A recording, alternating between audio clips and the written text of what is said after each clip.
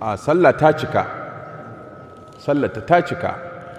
Ai ko ma a ce ma a mazhabanmu ta malikiya wa sirrufi ma yusarrufihi ai sunna ne, sirrantawa inda ya kamata a surranta da bayyanawa inda ya kamata a bayyana sunna ne. Idan ka bayyana inda ya kamata a ɓoye ko ka ɓoye inda ya kamata a bayyana ka saba wa sunnar sallah ne, ba za a ce sallah ba ta ba. Amma abin da aka fi so mace ta bayyana karatu inda ake bayyanawa gwargwadon yadda kunnanta zai ji.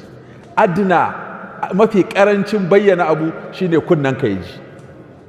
Abin da ya sa malamai suke cewa mata su dinga ƙasa-ƙasa, wata yanzu ka ba ta dama ta fara rera karatu, ta fara zuba ƙalƙala su gura sai dai ka ga wani ya yi masallama ya shigo gidanka.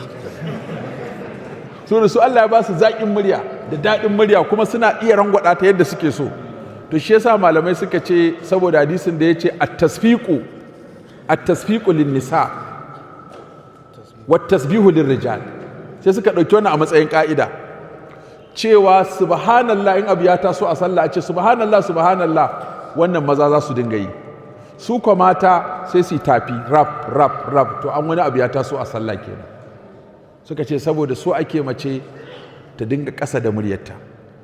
To wannan yasa sai kuma da aka ce su ƙasan nan sai suke ɓoyewa kuma.